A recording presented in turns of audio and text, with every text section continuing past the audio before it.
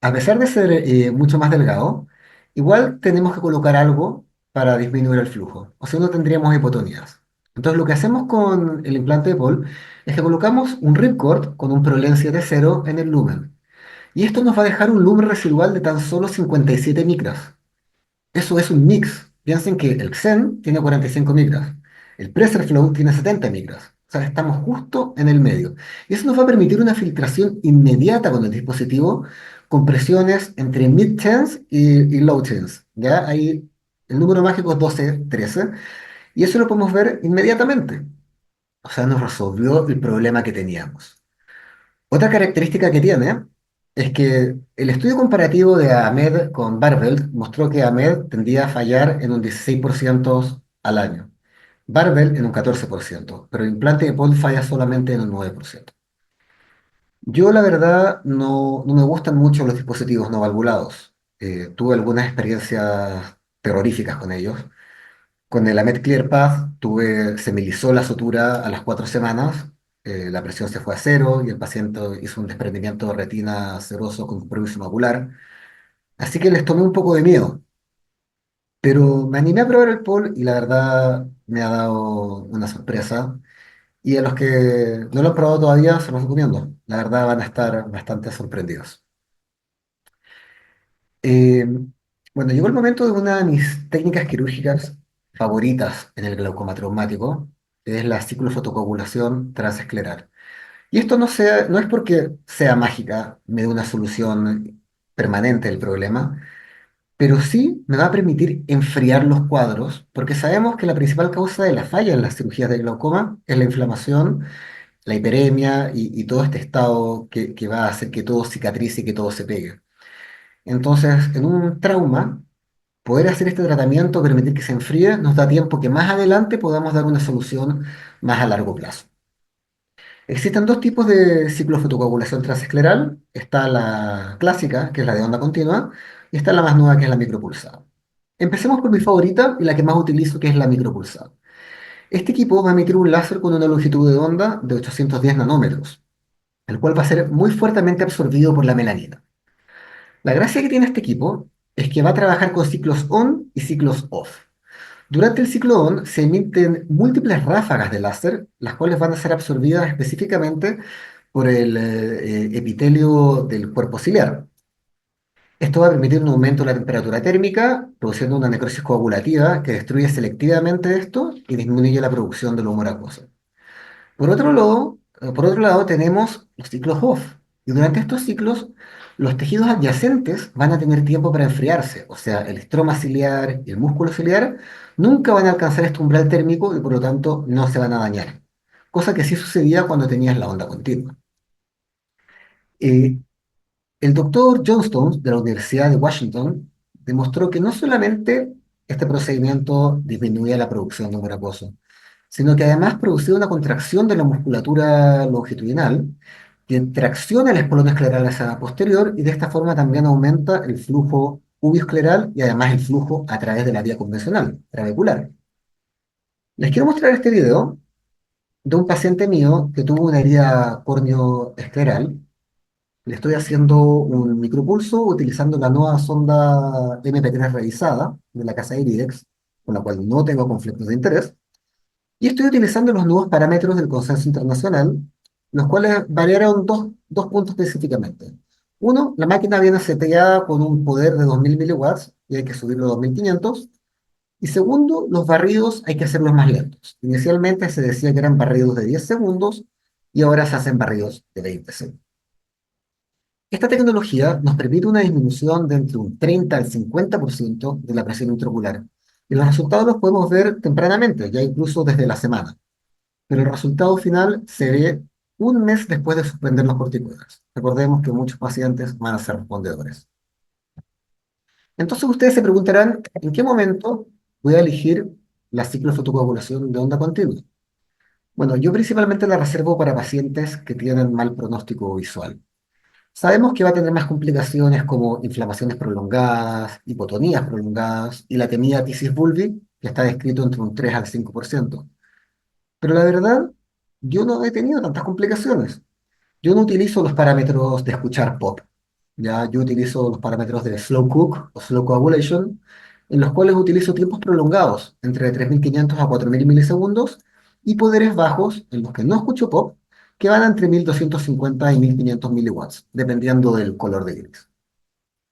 Encontré un estudio que utilizó esta tecnología como primera línea de tratamiento para pacientes con glaucoma por recesión angular. Y a pesar que el estudio no tiene mucho poder, porque solamente tuvo un seguimiento de 3 meses, sí mostró que había una disminución de casi el 50% en la presión intraocular. Y además no reportó ninguna complicación grave. Una ventaja que tiene esta tecnología es que requiere pocos controles. Entonces podría ser útil en pacientes que tengan dificultad de movilización o pacientes en áreas rurales que tengan difícil acceso a un control oftalmológico. Esa es tecnología del pasado y funciona. Pero no podemos vivir en el pasado. Así que, ¿qué hay de los MIGS? Bueno, todos los glaucomatólogos estamos un poco obsesionados hoy en día con el uso de los MIGS, una tecnología que no para de avanzar y que no nos para de sorprender. Tiene ciertos problemas. Uno de ellos es la disponibilidad. No están en todos los países. Acá en Chile, por ejemplo, no tenemos el XEN y el Present Flow llegó hace poquito. Sí tenemos el iStent y tenemos el KUK y claramente podemos hacer el GAT y el BAM. Pero no en todos lados tenemos disponibilidad de estos dispositivos. El precio no son para nada baratos. Hay dos que se pueden hacer con insumos en pabellón, que es el GAT y el BAM, pero todos los otros tienen un valor considerable. Y todos requieren el uso de un colonoscopio quirúrgico, que también es caro y que no está disponible en todos los centros médicos. Me parece importante separar los MIGS en dos grupos. Uno, que son los MIGS propiamente tal, que son cirugías de glaucoma mínimamente invasiva, y los otros son los MIPS, que son cirugías de ampolla mínimamente invasiva. En el grupo MIGS tenemos el iStent, el Cahuc, el GAT, el Tradectom, el GAT, etcétera, que son cirugías relativamente rápidas, con pocas complicaciones, pero que nos van a bajar poco la presión intraocular, aproximadamente un 20%. Y por otro lado tenemos los VIPs, que son el XEN, que comunica la cámara anterior con el espacio subconjuntival, que es ab interno, y el Pressure Flow, que comunica la cámara anterior con el espacio subtenoniano, pero el abordaje es ab externo. Y estos sí nos van a dar una disminución de la presión intraocular, más parecido a una cirugía filtrante, pero lamentablemente también vienen acompañados con más complicaciones. Es intuitivo que los MIPS sí van a funcionar en el glaucoma traumático, porque son parecidos a una cirugía filtrante. Pero los MIPS son útiles en el glaucoma traumático. Pensemos, por ejemplo, en una recesión angular. Sabemos que la recesión en sí no es lo que causa el glaucoma, sino que es un signo visible de un daño degenerativo, invisible, fibrosis, inflamación en todo el tracto postrabecular. Si los MIGS están bypassando el trabéculo para llegar al tracto postrabecular, no deberían funcionar en el glaucoma traumático. Y esto fue algo que yo discutí con el doctor Lyle Newell de Colombia en el Mundial del año pasado, en Cartagena, y él me contó que lo utilizaba bastante estos procedimientos. Así que decidí averiguar un poco y esto es lo que encontré. El primer caso descrito, al menos que yo pude encontrar, fueron dos pacientes con fago iStent en glaucoma traumático. Y los resultados inicialmente fueron bastante malos. Los primeros meses las presiones fueron súper altas, pero con el pasar del tiempo fueron mejorando y mejorando hasta llegar a la normalidad. Y los autores plantean de que esto es porque el hecho de que el iStent diera una comunicación hacia este espacio postravecular permitió que poco a poco se fuera recanalizando y repermeabilizando. Y de esa forma, con el tiempo lograron un muy buen control. El segundo caso que encontré fue de un paciente pediátrico en el cual utilizaron un Cahuck Dual Blade y lograron una disminución de la presión intraocular de un 70%. Acá los autores creen que esto fue tan bueno porque actuaron de forma rápida y por lo tanto no se alcanzó a dañar toda la vía postravecular. Y el tercer caso les quiero hablar del GAT en un paciente mío. Hace aproximadamente 2 años recibí a un paciente con una causticación ocular severa por álcalis que penetró dentro del ojo y generó un daño. Em, La superficie ocular estaba bastante dañada, le dejamos tratamiento, mal tolerado, así que le realicé un micropulso, el cual anduvo perfecto por 1 año y medio. pero hace poquito me llegó nuevamente con presiones altas, mala tolerancia a tratamiento tópico, así que le planteé repetirle el micropulso. Pero como la primera vez la anestesia no le tomó bien, el paciente se negó rotundamente. Le ofrecí colocarle un dispositivo de drenaje, pero el paciente lo encontraba muy invasivo y se negaba. Así que le dije, ok, si no quieres algo invasivo, tengo cirugías mínimamente invasivas. Y le conté que podía hacerle este GAT, pero que no podía prometer resultados. Cuento corto, el paciente tenía una presión intraocular de 26 con tratamiento máximo tópico. Lo operé hace 2 meses y lo controlé ayer, por última vez.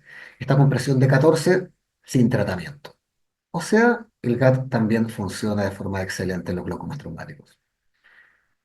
A pesar de que todavía no le encuentro un lugar fijo en el manejo del glaucoma, específicamente el traumático a los MIGS, sí creo que pueden tener ciertas ventajas sobre, por ejemplo, la trabeculectomía. Sabemos que los pacientes con trauma ocular son principalmente pacientes jóvenes y que muchas veces estos son accidentes laborales. Encontré un estudio publicado este año que ocupó una tecnología que se llama análisis de elementos finitos. Y esta tecnología lo que hace es simular la deformación y estrés que se producen en las paredes y en las estructuras del ojo frente a un trauma. Y lo que hizo este estudio es ver qué pasaba en ojos que ya tenían una trabeculectomía cuando eran impactados por un airbag de un accidente de tránsito. Y lo que vieron fue increíble. El airbag produce una ruptura del flap escleral y además se puede producir una ruptura de la pared escleral que avanza incluso más atrás de la inserción de los músculos. O sea, el riesgo de que nuestro paciente que ya tuvo un glaucoma traumático y se vuelva a golpear el ojo es significativo. Por lo tanto, quizás al ocupar MIGS vamos a mantener indemnes las paredes del globo ocular y por lo tanto evitar daños mucho más severos en caso de que se repita el accidente. Pero un problema importante con los MIGS es que dependemos de una buena visualización. Si no veo bien el ángulo, no hay MIGS. Y las córneas no siempre van a ser transparentes. Hay múltiples reportes en iStent, en GAT, en Travectom, que por no ver bien, uno iatrogénicamente va a generar una ciclodiálisis.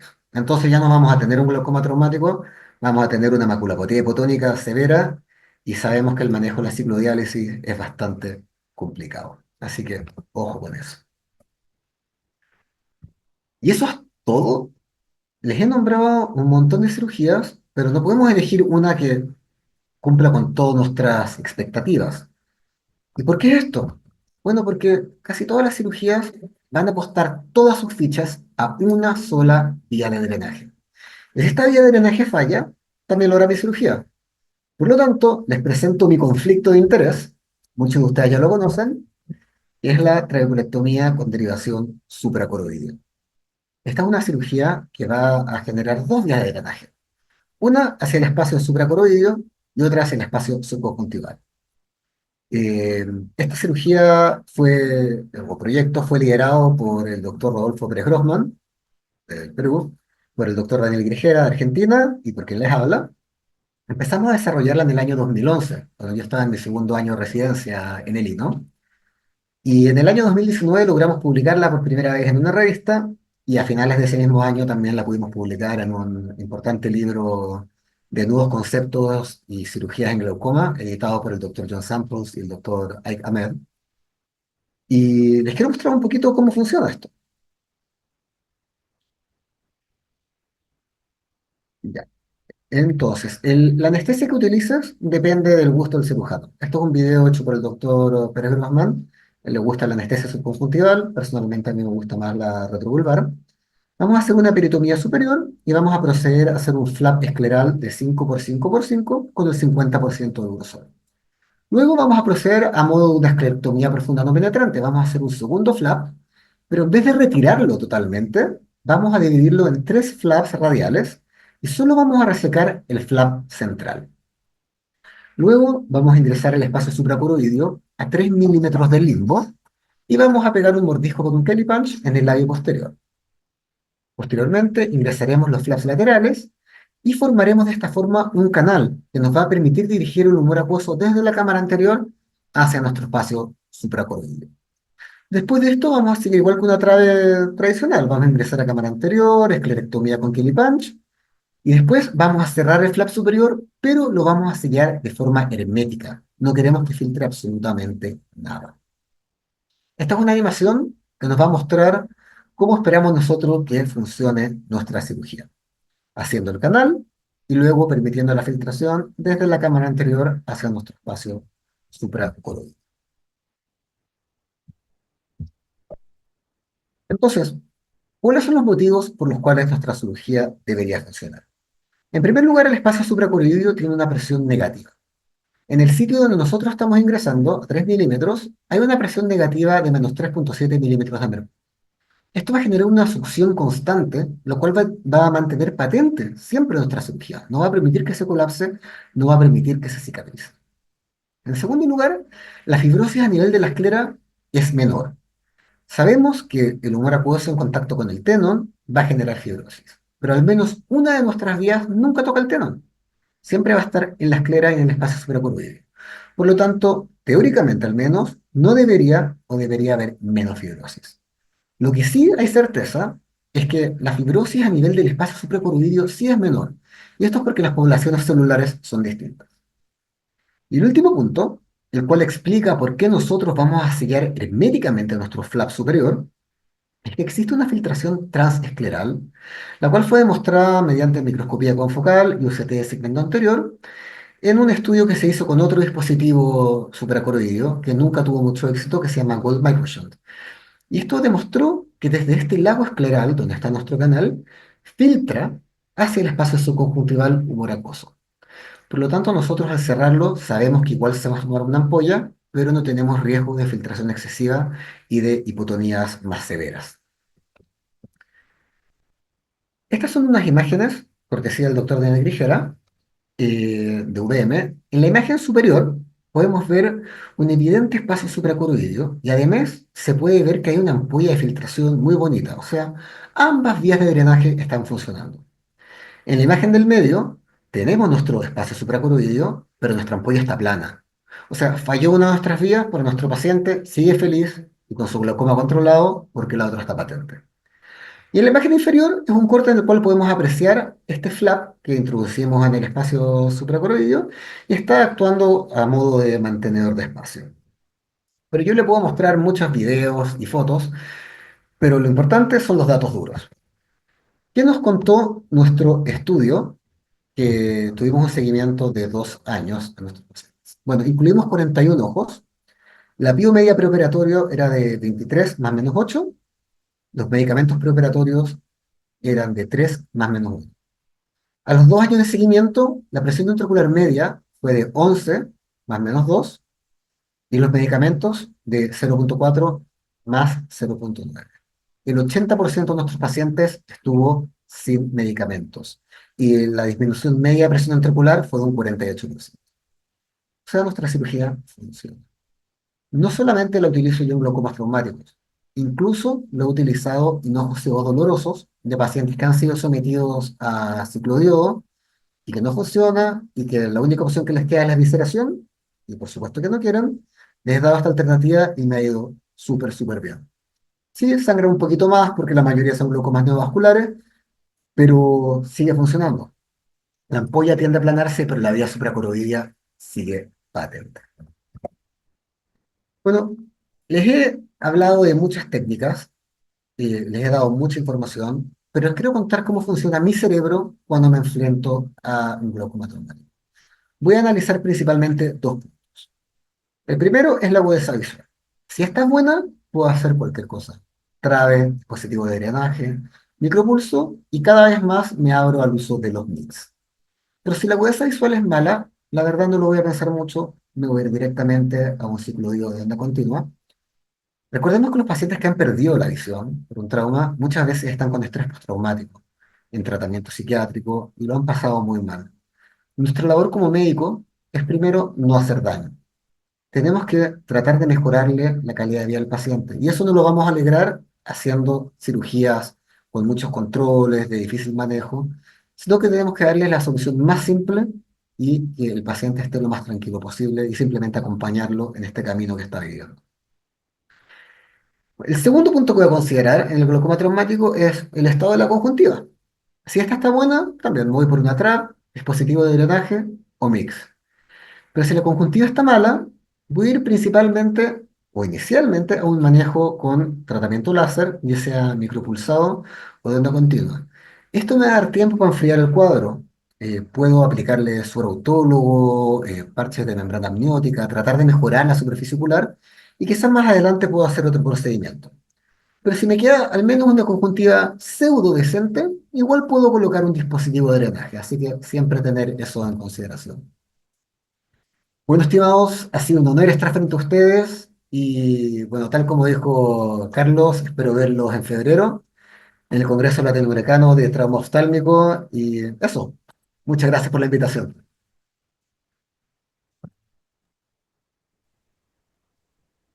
Genial. Muchas gracias por tu presentación, Alan. Genial. Realmente ha sido una revisión muy completa de todas las oportunidades o alternativas quirúrgicas que podemos tener en el manejo del glaucoma y específicamente en los casos de los glaucomas postraumáticos, ¿no? Em, Sin embargo, me parece que cuando la pregunta viene, ¿qué dijo? Creo que la respuesta es muy amplia, ¿no?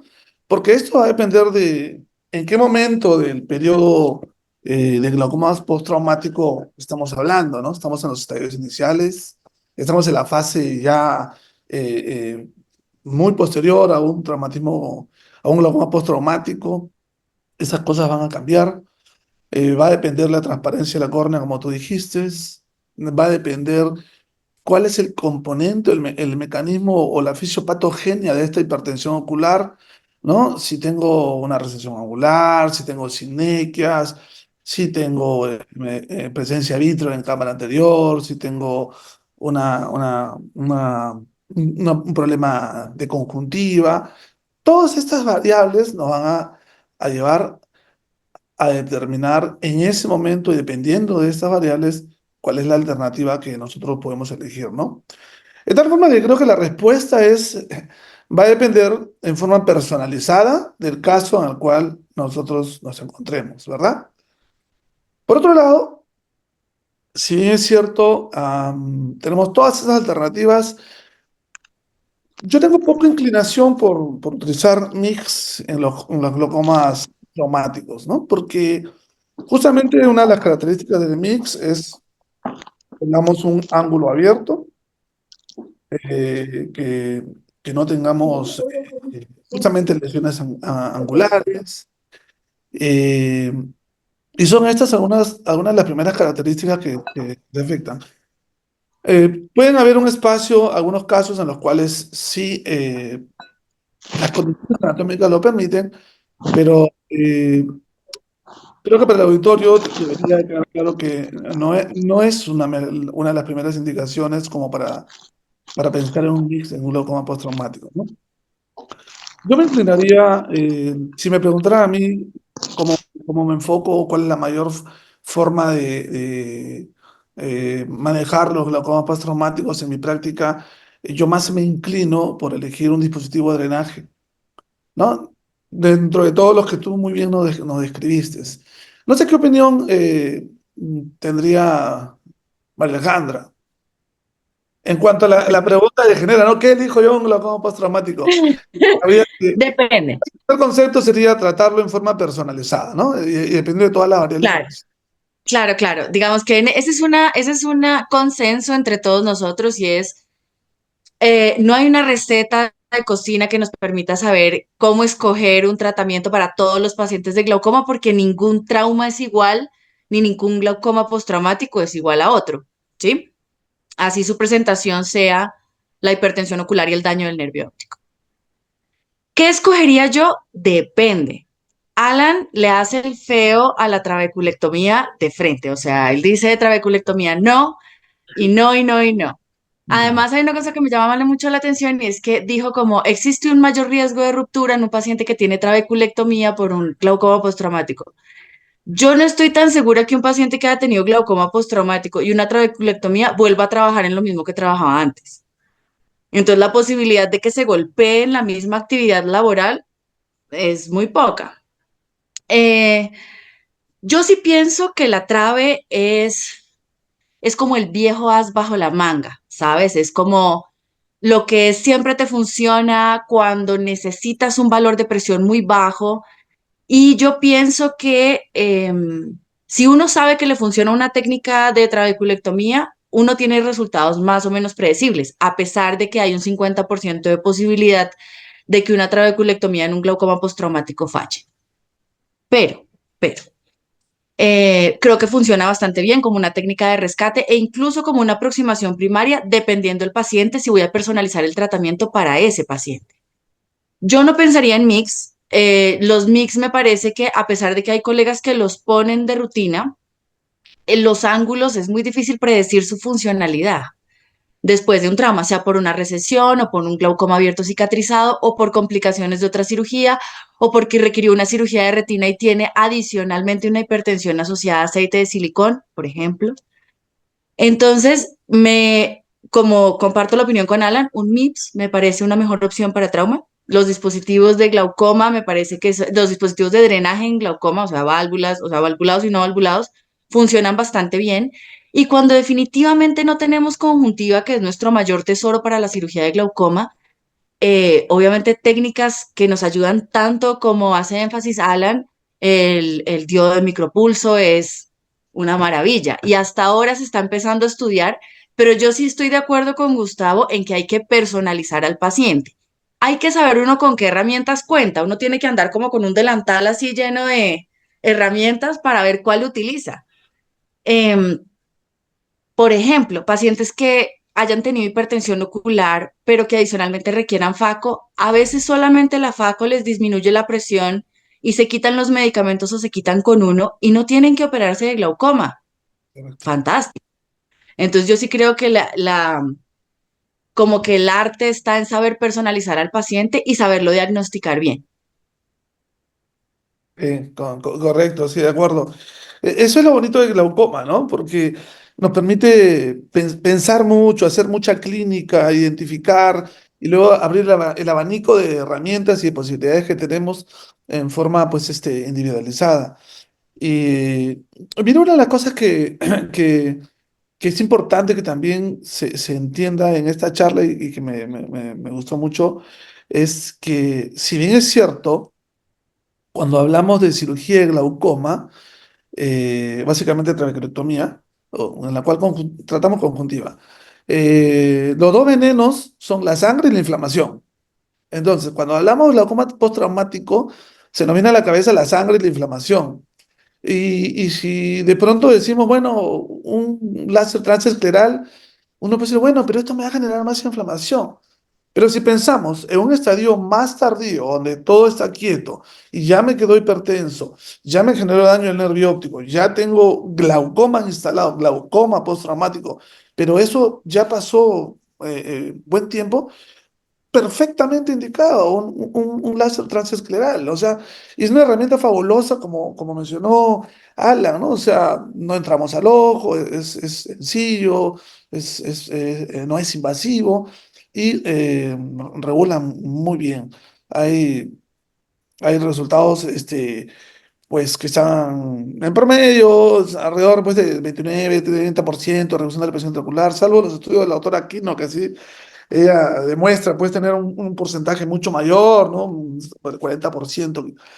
Pero yo creo que es algo que tenemos que tener en cuenta y es algo que me encantaría recalcar o rescatar, de que es una herramienta que no deberíamos descartarla, ¿no? Dependiendo de esta parte del tiempo del traumatismo, muy bien utilizada cuando sea necesario. Además, doctor, el micropulso es muy fácil de hacer. Entonces, incluso en escenarios donde no hay un glaucomatólogo, un oftalmólogo general perfectamente puede realizarlo y salvar el día. Puede ser el héroe hasta que lleguemos uno de nosotros a arreglar todo.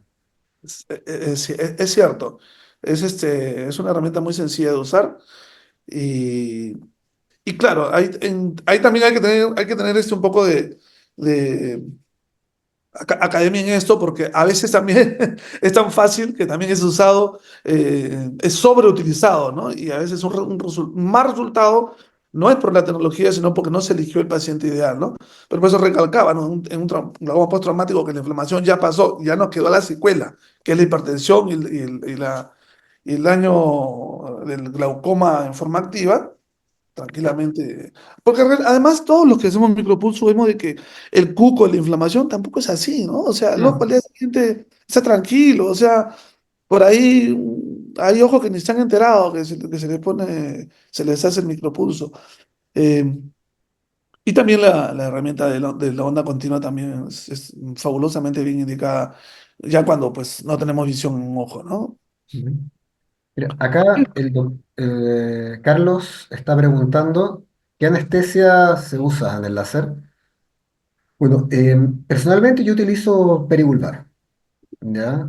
Utilizo Eh, sedación con anestesiólogo. ¿Tú utilizas peribulbar? Yo tengo perivulvar.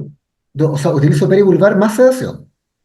Ah, ok. Sí, Ya. peribulbar más sedación porque duele bastante. Claro, claro, o Sí, sea, la sedación no aguanta, el paciente no aguanta, o sea, tendría que ser no, totalmente. una pseudoanalgesia, que es diferente, ¿no? La sedación es para calmarle los muñecos, tranquilo, pero o sea, tiene que tener su periodo. Sí, sí, Si pero no, hay descrito, es clase 8 o 10, recuerden, eso duele. no, pero está descrito también con anestesia subconjuntival y subtenoniana. Pero la verdad me parece que es más trabajoso. O sea, si ya lo tienes sedado al paciente, no te cuesta nada colocarle una peri, Sí, ni sí. sedar. Y el doctor también pregunta si el efecto es temporal o permanente Del resultado del micropulso. del micropulso. Eh, Entonces, a ver, la yo, respuesta de la casa, yo, perdón. la casa comercial te dice que es permanente. A mí me No, parece no, que es mentira. claro, eso es algo como Eso es que va a mentira. existir siempre, ¿no? La industria farmacéutica, la casa comercial nos van a vender gato por liebre. O sea, Mm. todo es bueno, pero creo que en nosotros está determinar cuál es el objetivo principal y cuáles son los objetivos secundarios, ¿no? Que va por el tema de reducción de presión artericular y reducción de drogas, que ellos te venden que no vas a usar drogas, es otro tema. En cuanto a la sostenibilidad de los resultados, yo creo que no podemos aceptar este comentario de la casa comercial, ¿no? A ver, en mi experiencia, yo podría decir a grandes rasgos que entre 6 meses a 2 años suele haber una buena sostenibilidad de los resultados. Sin embargo, hay casos aislados. O sea, hace unos días estaba viendo una paciente y que esta paciente ya se va por los 6 años, creo, pero son casos muy aislados, ¿no? Eh, entonces, tampoco podemos decir, no, es permanente porque ya tiene 5 o 6 años. No, esos son otros factores aislados que no podemos decir que van a tener esos resultados. No sé, en la experiencia de ustedes, ¿cuánto es más o menos el rango del tiempo que han mantenido el buen resultado de sus pacientes? Yo creo que en trauma depende del paciente. Ah, bueno, ¿Qué tipo de paciente también es? trauma. Porque si es una recesión sola, que hizo una hipertensión y luego se convirtió en glaucoma, el resultado es completamente diferente a un paciente que tuvo un trauma y adicionalmente tuvo un desprendimiento de retina, requirió múltiples cirugías, catarata traumática, aceite de silicón y otro tipo de cosas. Muy seguramente en ese segundo paciente, el resultado se verá acortado y tendrá o que repetirse el procedimiento o hacer otro tipo de procedimiento más adelante. Mientras que al primer caso que puse, que era un trauma de una recesión sencilla que terminó en un glaucoma, muy seguramente va a poder estar con el resultado de su micropulso muchos años más, como si fuera, digamos, un paciente no traumático, similar, pues quiero decir. Entonces, depende el tipo de paciente, si el resultado se alarga o se acorta. Es lo que yo he visto. O sea, Claro. en medio, a mí me duran como un año y medio los micropulsos. No, más que eso, no. Sí, No, como un año y medio, dos, es lo que yo he visto. Es sí. cortico. Mm. Yo, yo tengo digamos, mi base de datos y este es el periodo que le digo, es el en el cual yo encuentro que encaja la mayoría, ¿no? Sí, hasta 2 años, sí. Sí, sí, Ujú. sí. Hay varias preguntas en el Aquí chat. Pepe Alma tiene una pregunta buenísima que dice, cuando hay recesión y ciclodiálisis, cuándo deciden hacer algo por alta presión o cuándo deciden esperar y ver si la recesión y la diálisis se compensan. Uh, Muy buena pregunta. Ah, Es Yo, una, es la- una la- pregunta. sí, sí, sí, anecdóticamente, me leí un paper preparando otra presentación para el Congreso en Bali y hablaba de un paciente que tenía una recesión angular en 360 grados, pero tenía una ciclodiálisis pequeña de 1 hora y tenía las presiones normales. La cosa es que tenían que hacerle una FACO porque había hecho una catarata traumática también. Entonces lo que hicieron es que le pusieron un punto a la ciclodiálisis durante la FACO, porque si no le pones un punto, de ahí se te va todo el líquido, se te desprende todo durante la FACO. La cerraron durante la FACO y la soltaron al terminar la FACO para que siga la ciclodiálisis controlando la presión del paciente. Un paciente ahí feliz con recesión 360, presiones Y con 15, su ciclo de diálisis. feliz de la vida. una fístula más que una diálisis. Bueno, cuando hay estos componentes, justamente la hipertensión ocular se genera posteriormente porque termina formándose una membrana trabéculo-semética en la cual uno ve el ángulo totalmente abierto, pero la hipertensión. Y finalmente estos pacientes, muchos de ellos van a necesitar o pedir un dispositivo de drenaje. Y esa, si yo respondiera a esta pregunta, ¿no? Finalmente, si es una presión instalada, constante, que no la logro controlar médicamente ni con láser, o sea, hay que entrar en un tema quirúrgico y un dispositivo de drenaje, un tubo, es lo que, en mi concepto, hacia el lado que yo me inclinaría más, ¿no? Para responder la pregunta del doctor Dalma. Yo creo que el doctor Dalma pregunta es como en el trauma agudo, como en las fases iniciales. Pepe, corrígeme si me equivoco. Yo Hola. esperaría, hola Pepe, Eh, Perdón, no puedo empezar el video, no sé por qué, pero bueno.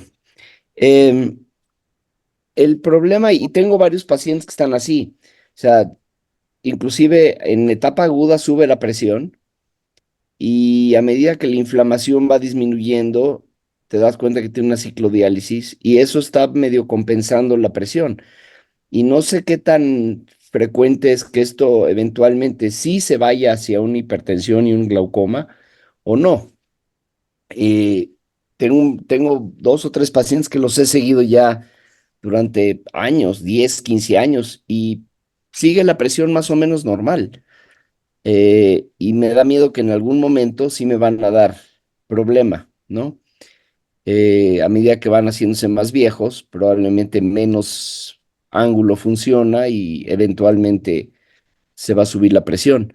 Pero me ha costado trabajo encontrar un balance entre si los desinflamo, no los desinflamo, les cierro la ciclodiálisis porque se me va en hipotensión y ando así como malabareando estas opciones. Y muchos visto que con el tiempo se neutralizan y como que encuentran un estado más o menos estable y ahí se quedan, sin hacerles nada. pues Pepe, Claro. yo, ay, Sí, sí, perdón, dale, Gustavo. no, dale, dale, dale. Yo creo que la respuesta tiene dos partes.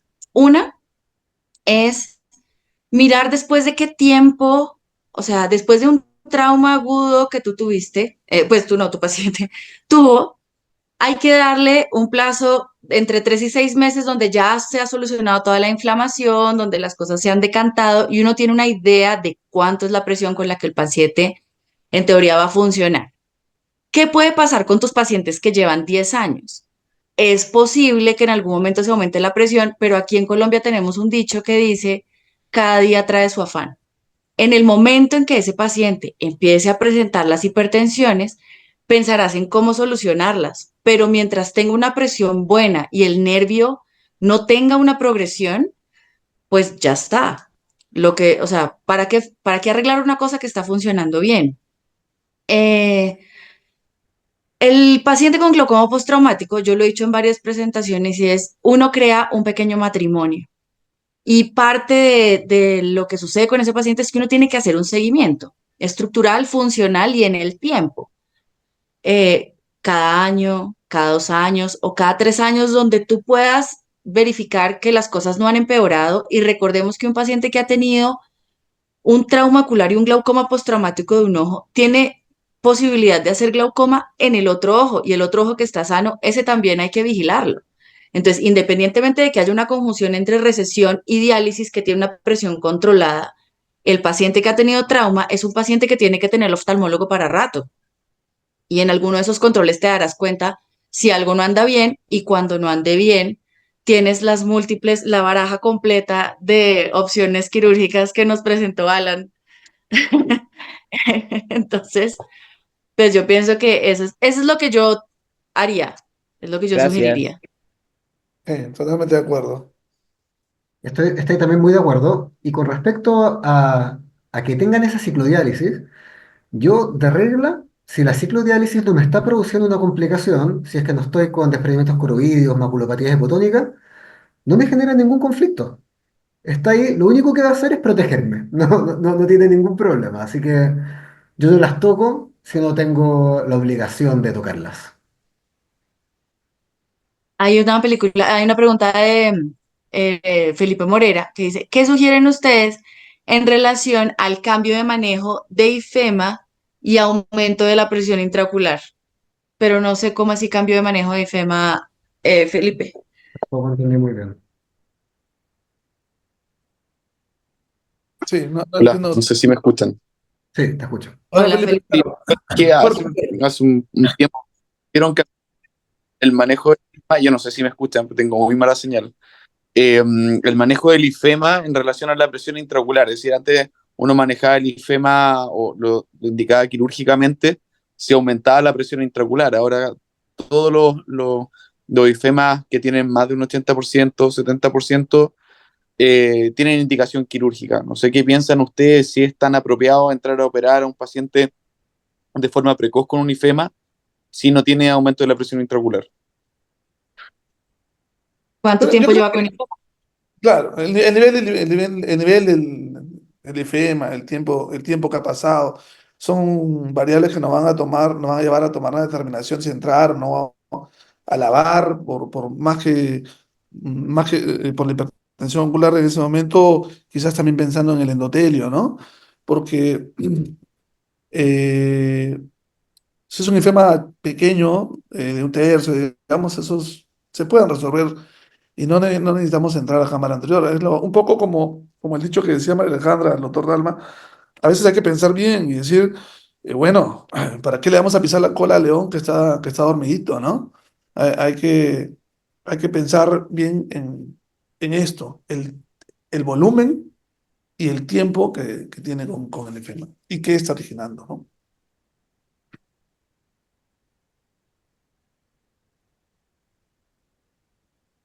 Se le fue la señal. Se le fue la señora Felipe. El doctor Carlos Durán pregunta, doctores, ¿qué indicaciones absolutas tendría la cirugía filtrante a espacio supracoroidal? Esa es una pregunta para Alan. Sí. Indicación Muchas absoluta. gracias. Se me había ido. Ah, bueno, indicación absoluta no tiene ninguna. Ya es una nueva alternativa quirúrgica, nada más. Creo que en glaucoma no existen muchas alternativas, o sea, muchas indicaciones absolutas de tratamiento. Pero sí es una cirugía que es bastante gratificante. Tiene el problema de que la curva de aprendizaje no es tan fácil, pero si es que tú estás familiarizado con hacer una esclerectomía profunda no penetrante, no tendrías ningún problema con hacer esta cirugía, la verdad. Pero indicación Veítico, absoluta, la verdad. para encontrar una respuesta a un glaucoma veítico, de repente podríamos tener cuidado. ¿Perdón? ¿Cuál es la ¿A un pregunta? glaucoma veítico le harías esta cirugía? Lo he hecho, lo he ¿Eh? hecho. Sí, sí, sí. Sí, hay que tener, en los glaucomas ovíticos hay un cuidado especial porque a veces cuando los operas hacen un shock ciliar. Ujú. Entonces, con las traves también, tienes el doble riesgo. Tienes el riesgo de la cicatrización aumentada por ser uveítico, pero también tienes riesgo de hipotonías más severas por este shock ciliar. Eh, yo la verdad nunca he tenido complicaciones graves con esta cirugía. Eh, es bastante amena. Nunca he tenido una cámara plana. Y eso es extraño, porque a veces tengo presiones de 6 de 5 y las cámaras están formadas. Es como lo que pasa con las no penetrantes. Las esclerotomías profundas también. Es raro que uno tiene presiones tan bajas, pero es raro ver las cámaras planas. El motivo, la verdad, no lo conozco. ¿Qué otras preguntas tenemos? Creo que se nos han quedado unas preguntas más atrás. Hay una pregunta de Paul. A ver. El dispositivo de Paul, y pregunta el doctor Juan Molina. El dispositivo de Paul, al permitir una pequeña filtración inmediata, perdería la ventaja que tienen los dispositivos no valvulados, que es el que no contacta inmediatamente con el acuoso con el teno y Muy buena pregunta. priorizaría más la cápsula como un dispositivo valvulado. Por todo eso, ¿ha encontrado más fase hipertensiva en estos dispositivos? Mm, Buenísima la pregunta. Te dejo a ti la respuesta, que tú eres el Sí, ponente. sí. No, Pero, está excelente. Y yo me hice la misma pregunta. Eh, Personalmente, yo no tengo una experiencia eterna del uso de estas cosas. En Chile se lleva usando ya casi 2 años este dispositivo.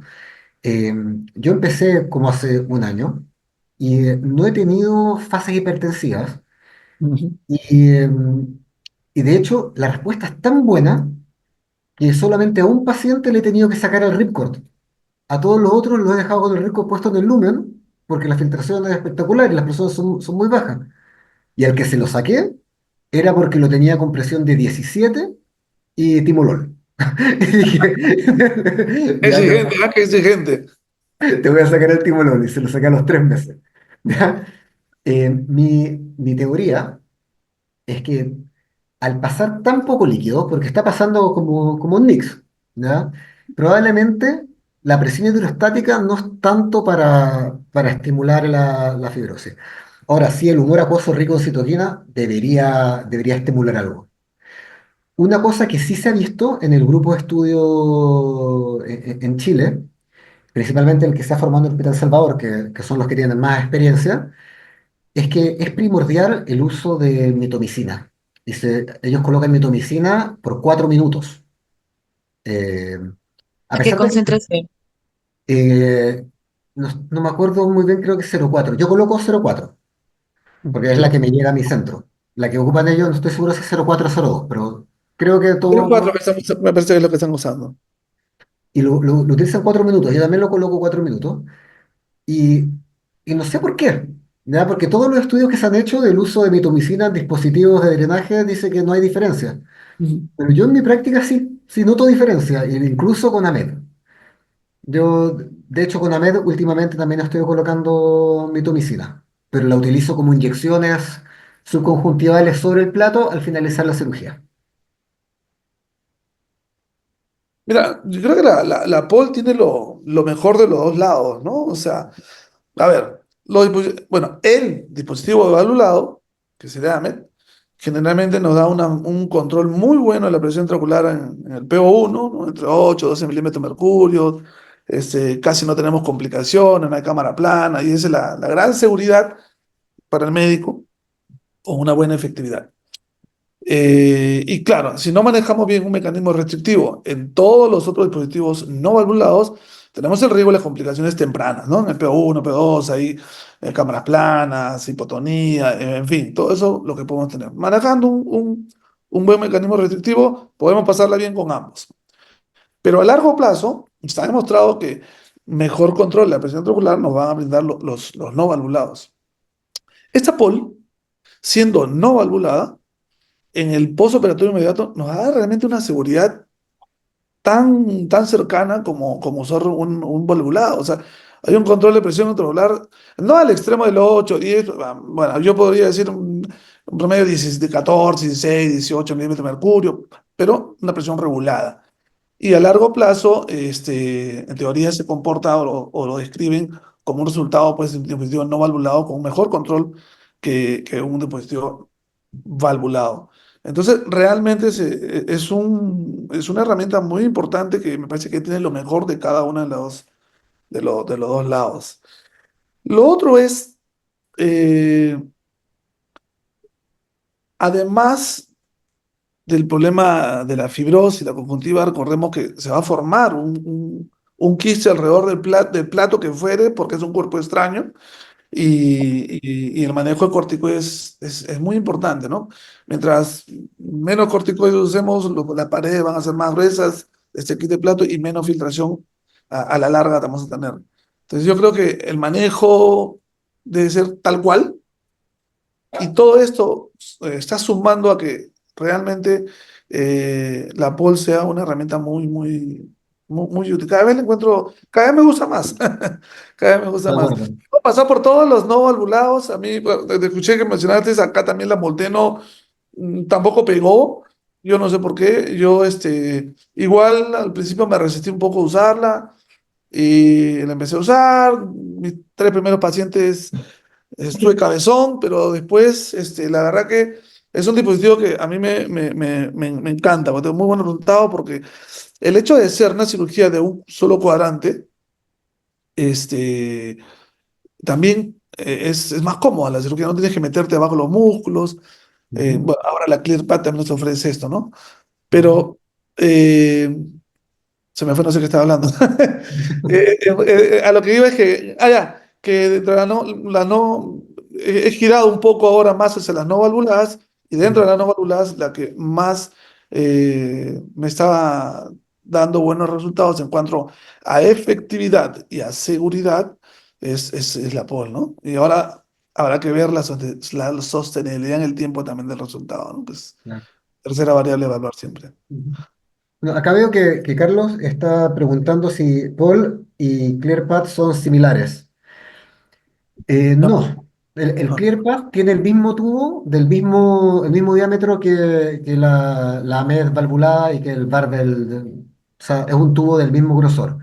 La gracia, que personalmente lo que me gusta del ClearPath, especialmente de la versión pequeña, la que va entre los músculos, es que es muy flexible, es muy blando y es muy delgado.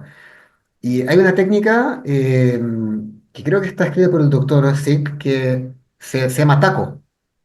Tú la doblas como un taco y por una incisión de 4 milímetros la insertas, se abre sola y listo. Hiciste una incisión de 4 milímetros a 4 milímetros del limbo y eso fue tu cirugía. Y bueno, es maravilloso. Pero con esa misma fue que yo tuve la tragedia. Entonces, le tomé mi respeto. Sí, el tubo es, a mí me parece, es un diámetro, o sea, ya cuando comparas con la pole, es un tubo de un diámetro bastante mayor. Esa técnica sí es fabulosa y es bastante útil. A mí me gusta, por ejemplo, la ClearPad, que es una no válvula de un solo cuadrante, hablando de la pequeña, y inclusive, eh, me parece más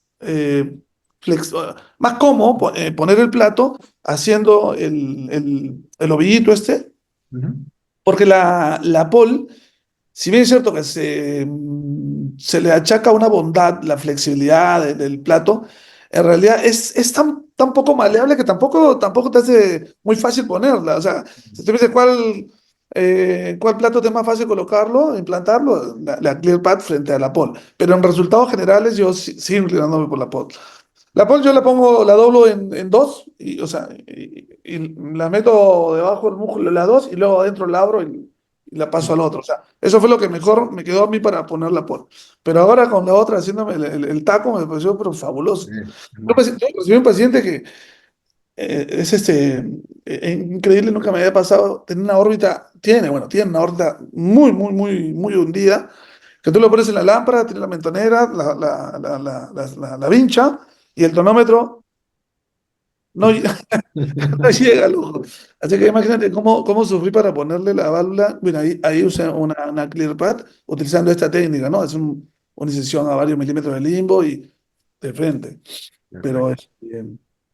no tengo gran experiencia, recién la estoy empezando a usar la ClearPad, pero vamos a ver.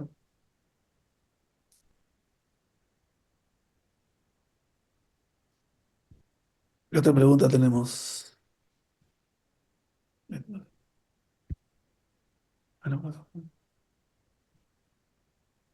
Bueno, ya no veo más preguntas. No sé si hay alguna otra pregunta más. Eh,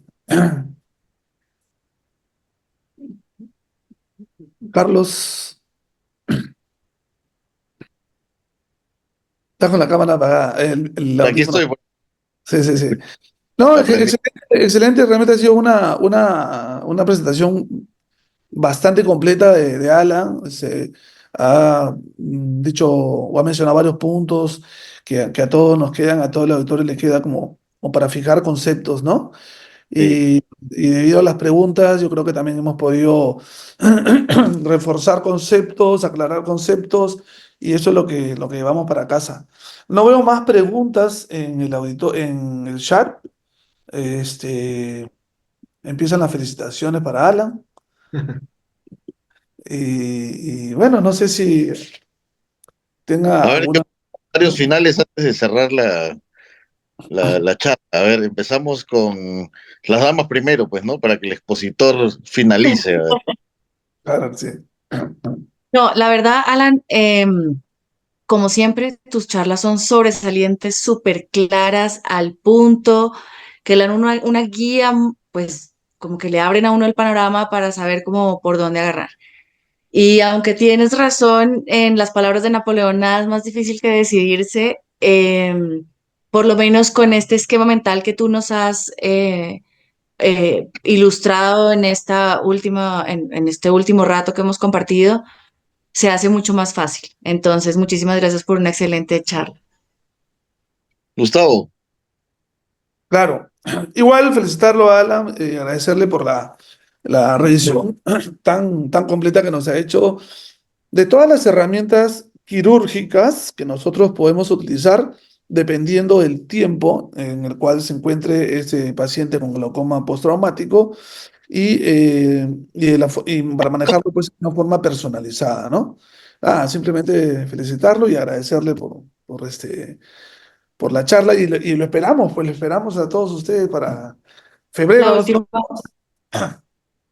Alejita, la última cuéntale. cosa, Alan, haz un programa de entrenamiento para para la trabeculectomía de drenaje supracoroideo. Toca.